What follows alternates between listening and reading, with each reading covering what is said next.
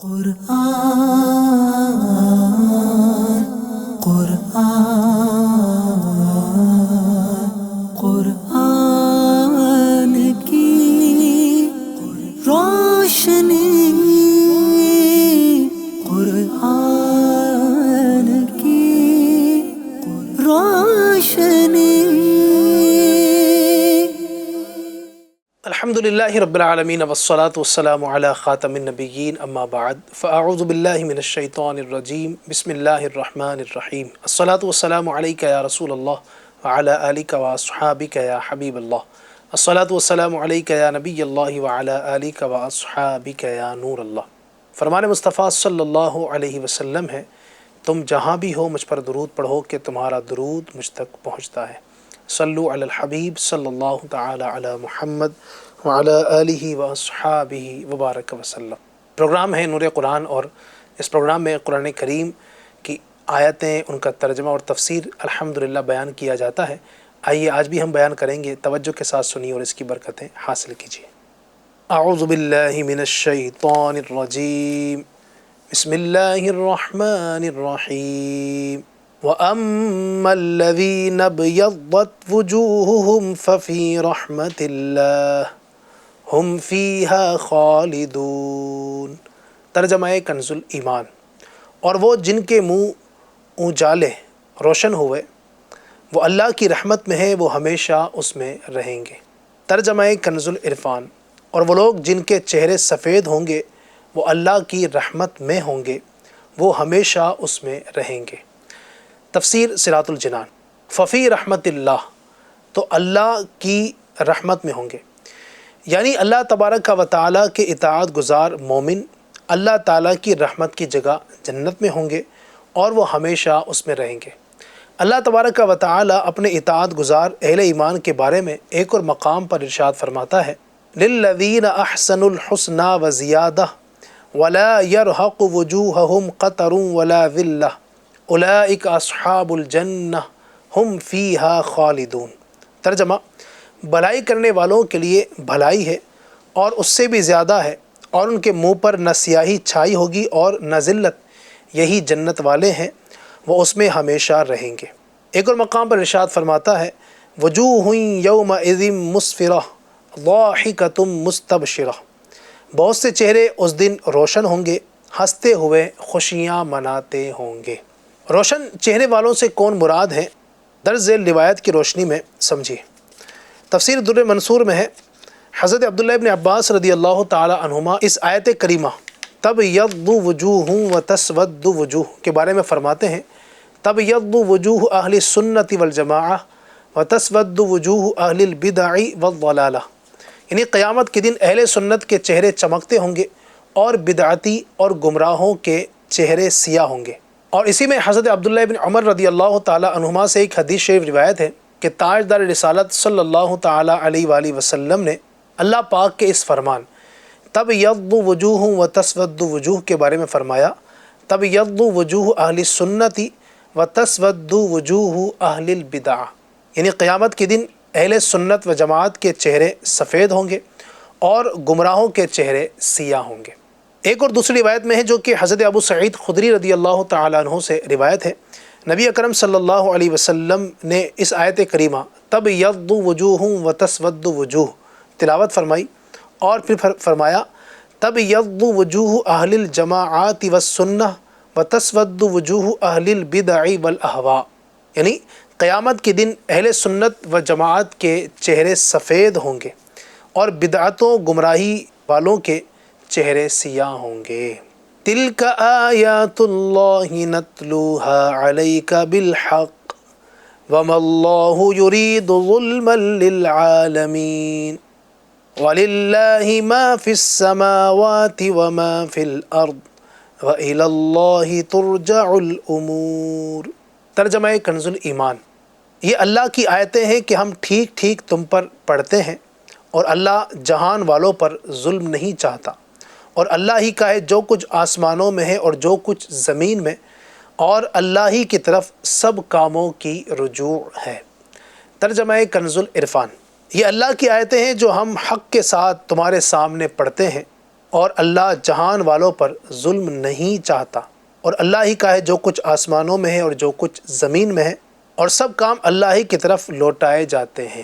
تفسیر: وَمَا اللَّهُ يُرِيدُ ظُلْمًا لِلْعَالَمِينَ، اور اللہ جہان والوں پر ظلم نہیں چاہتا، یعنی لوگ جہنم میں لے جانے والے اپنے اعمال کی وجہ سے جہنم میں جائیں گے، کیونکہ اللہ تبارک و تعالیٰ کسی پر ظلم نہیں کرتا اور کسی کو بے جرم عذاب نہیں کرتا اور کسی کی نیکی کا ثواب کم نہیں کرتا۔ اللہ پاک ان آیتوں کی ہمیں برکت نصیب فرمائے۔ فرمان مصطفیٰ صلی اللہ تعالیٰ علیہ وآلہ وسلم ہے، جس نے مجھ پر ایک بار درود پاک پڑھا اللہ پاک اس پر 10 رحمتیں نازل فرماتا ہے۔ صلو علی الحبیب صلی اللہ تعالیٰ علی محمد وعلی آلہ واصحابہ وبارک وسلم۔ اپنے دور کے جید عالم حضرت سیدنا خلیل بصری رحمۃ اللہ تعالیٰ علیہ کی خدمت میں آواز سے امیر حاکم سلیمان بن علی کا نمائندہ خصوصی حاضر ہو کر عرض گزار ہوا۔ شہزادوں کی تعلیم و تربیت کے لیے حاکم نے آپ کو شاہی دربار میں طلب فرمایا ہے۔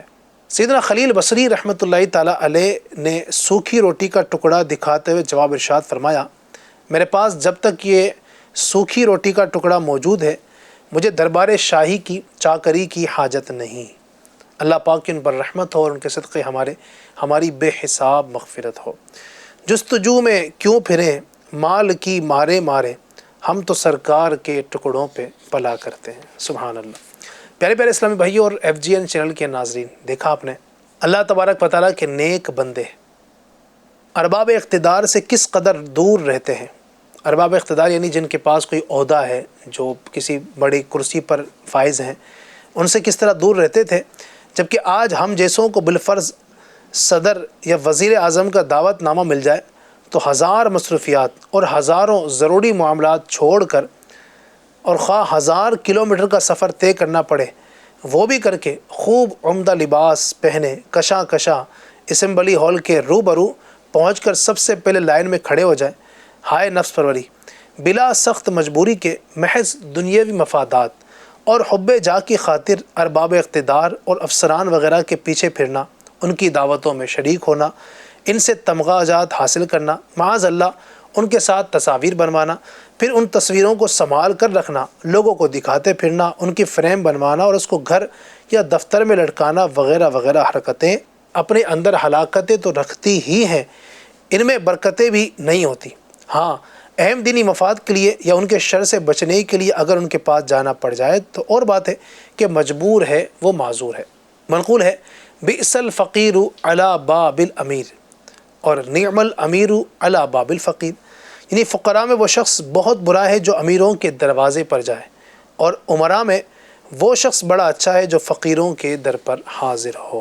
بہرحال شیطان کی چال بہت خطرناک ہوتی ہے، بسا اوقات وہ نفسانی خواہشات کو دینی مفادات باور کروا کر بھی ارباب اقتدار کے قدموں میں ڈال دیتا ہے۔ اسی سبب سے اللہ پاک کے نیک اور محتاط بندے ان سے دور رہنے ہی میں اپنی عافیت سمجھا کرتے تھے۔ ارباب اقتدار نیز ظالموں اور قاضیوں سے اہل اللہ کس قدر بیزار رہتے تھے، اس کا اندازہ اس حکایت سے لگا سکتے ہیں۔ حضرت علامہ عبد الوہاب شعرانی رحمۃ اللہ تعالی علیہ فرماتے ہیں، حضرت علامہ جلال الدین سیوطی شافعی رحمۃ اللہ تعالی علیہ کا ایک مکتوب آپ کے ایک رفیق شیخ عبد القادر شاذلی کے پاس سیدنا علی خواص رحمۃ اللہ علیہ نے دیکھا، جو اس شخص کے جواب میں لکھا تھا جس نے بادشاہ کے پاس سفارش کے لیے چلنے کی درخواست لکھی تھی۔ اس مکتوب کے جواب میں علامہ جلال الدین سیوطی شافعی رحمۃ اللہ تعالی علیہ نے تحریر فرمایا تھا، میرے بھائی، الحمدللہ میں اس وقت تک حضور اقدس صلی اللہ علیہ وسلم کی خدمت بابرکت میں 75 مرتبہ بیداری کی حالت میں بالمشافہ حاضر ہو چکا ہوں۔ اگر مجھے بادشاہوں اور امراء کے پاس جانے میں نبی کریم رؤوف الرحیم صلی اللہ علیہ وسلم کی زیارت سے محرومی کا خوف نہ ہوتا تو ضرور قلعہ میں جاتا اور بادشاہ سے تمہاری سفارش کرتا۔ میں ایک خادم حدیث ہوں، جن حدیثوں کو محدثین کرام نے اپنی تحقیق میں ضعیف کہا ہے ان کی تصحیح کے لیے حضور اکرم صلی اللہ علیہ وسلم کی طرف محتاج ہوں، اور بلا شبہ اس کا نفع تمہارے ذاتی نفع پر ترجیح رکھتا ہے۔ سبحان اللہ۔ پیارے پیارے اسلامی بھائیوں، دیکھا آپ نے حکام یعنی حاکموں کے پاس آنے جانے میں روحانیت کا کتنا عظیم نقصان ہو سکتا ہے۔ اس ضمن میں ایک اور حکایت ملاحظہ فرمائیے جس میں حاکم کے پاس جانے کے سبب روحانیت کو سخت نقصان پہنچنے کا واضح بیان ہے۔ چنانچہ علامہ عبد الوہاب شارانی رحمۃ اللہ تعالی علیہ فرماتے ہیں سیدنا محمد بن ترین مداح رسول رحمۃ اللہ علیہ کے متعلق مشہور ہے، انہیں جاگتے میں پیارے آقا صلی اللہ علیہ وسلم کی آمنے سامنے زیارت ہوتی تھی۔ سبحان اللہ۔ جب وہ صبح کے وقت روضہ اطہر پر حاضر ہوئے تو پیارے آقا صلی اللہ علیہ وسلم نے ان سے اپنی قبر منور میں سے کلام فرمایا۔ یہ نعت خوان اپنے اسی مقام پر فائز رہے، حتیٰ کہ ایک شخص نے ان سے درخواست کی، ریکویسٹ کی کہ شہر کے حاکم کے پاس میری سفارش کریں۔ آپ رحمۃ اللہ تعالیٰ علیہ حاکم کے پاس پہنچے اور سفارش کی۔ اس حاکم نے آپ کو اپنی مسند پر بٹھایا۔ تب سے آپ کی زیارت کا جو سلسلہ تھا، نبی پاک کی زیارت کا، وہ ختم ہو گیا۔ پھر یہ ہمیشہ پیارے آقا صلی اللہ علیہ وسلم کی بارگاہ میں زیارت کی تمنا پیش کرتے رہے مگر زیارت نہ ہوئی۔ ایک مرتبہ ایک شعر عرض کیا تو دور سے زیارت ہوئی۔ حضور اکرم صلی اللہ تعالی علیہ وسلم نے ارشاد فرمایا، ظالموں کی مسند پر بیٹھنے کے ساتھ میری زیارت چاہتا ہے، اس کا کوئی راستہ نہیں۔ سیدنا علی خواص رحمۃ اللہ علیہ فرماتے ہیں کہ پھر ہمیں ان بزرگ کے متعلق خبر نہ ملی کہ ان کو پیارے آقا صلی اللہ علیہ وسلم کی زیارت ہوئی یا نہ ہوئی، حتیٰ کہ ان کا وصال ہو گیا۔ اللہ پاک کی ان پر رحمت ہو اور ان کے صدقے ہماری بے حساب مغفرت ہو۔ اللہ اکبر۔ اللہ پاک ہمیں نبی اکرم صلی اللہ علیہ وسلم کا خصوصی فیضان، ان کی میٹھی نظر نصیب فرمائے، اور اللہ کرے کہ ہم بھی اس طرح کے دنیائی مفادات کے لیے عمرا اور سیٹ لوگوں کے پاس جانے، ان کے بار بار دھکے کھانے اور اس طرح کی چیزوں سے بچنے کی کوشش کیا کریں، اور اپنے آپ کو اچھے کاموں میں لگائیں، نیک کاموں میں لگائیں۔ اچھے کام کریں گے انشاءاللہ تو اس کی اچھی برکتیں ہمیں نصیب ہوں گی۔ آمین بجاہ نبی الامین صلی اللہ تعالی علیہ وسلم۔ یا الہی رحم فرما مصطفیٰ کے واسطے، یا رسول اللہ کرم کیجے خدا کے واسطے، مشکلیں حل کر شہ مشکل کشا کے واسطے، کربلائے رد شہید کربلا کے واسطے، سید سجاد کے صدقے میں ساجد رکھ مجھے، علم حق دے باقر علم خدا کے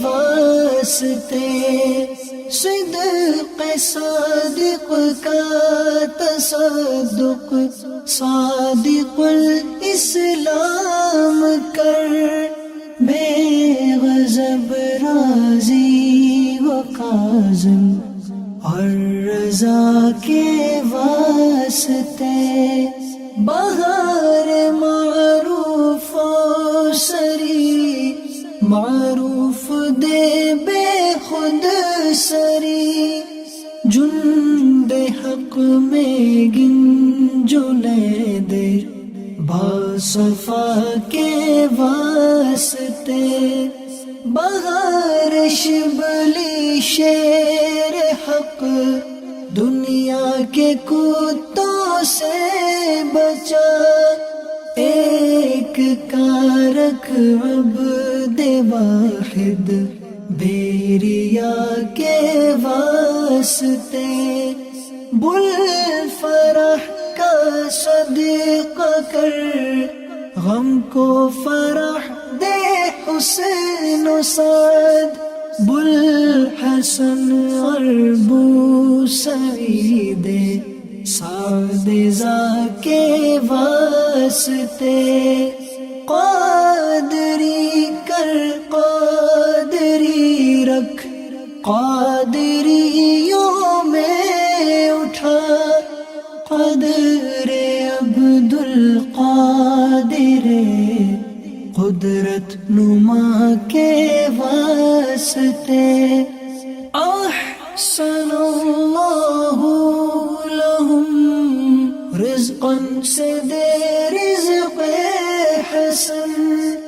بندائے رزاق تاج الاصفیاء کے واسطے، نصر ابی صالح کا صدقہ صالح و منصور رکھ دے، حیات دی محیی جاں فضا کے واسطے، طور عرفان و علو حمد و حسن و بہا دے، علی موسیٰ حسن احمد بہا کے واسطے، بہار ابراہیم مجھ پر نار غم گلزار کر، بھیک دے داتا بھکاری بادشاہ کے واسطے، خانہ دل کو زیادے روح ایمان کو جمال، شہزیہ مولا جمال الاولیاء کے واسطے، دے محمد کے لیے روزی کا رحمت کے لیے، خوان فضل اللہ سے حصہ گدا کے واسطے، دین و دنیا کے مجھے برکات دے، برکات سے عشق حق دے، عشقی عشق انتماء کے واسطے، حب اہل بیت دے، آل محمد کے لیے کر شہید عشق حمزہ پیشوا کے واسطے، دل کو اچھا تن کو ستھرا جان کو پر نور کر، اچھے پیارے شمس دی بدر العلا کے واسطے، دو جہاں میں خادم آل رسول اللہ کر، حضرت آل رسول مقتدی کے واسطے، کر عطا احمد رضائے احمد مرسل مجھے، میرے مولا حضرت احمد رضا کے واسطے، پرزیا کر میرا چہرہ حشر میں اے کبریا، شہزیہ الدین پیر باصفا کے واسطے،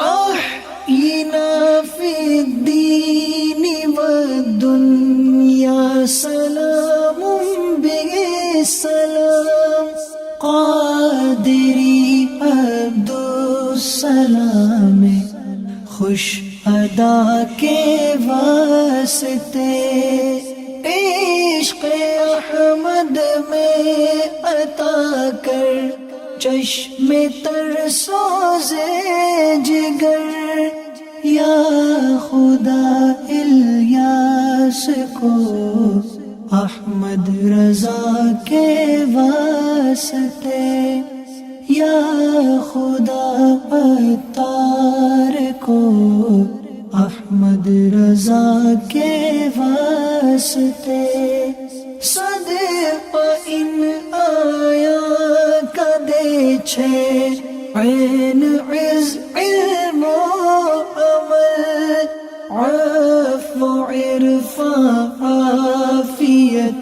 اس بے نوا کے واسطے قرآن قرآن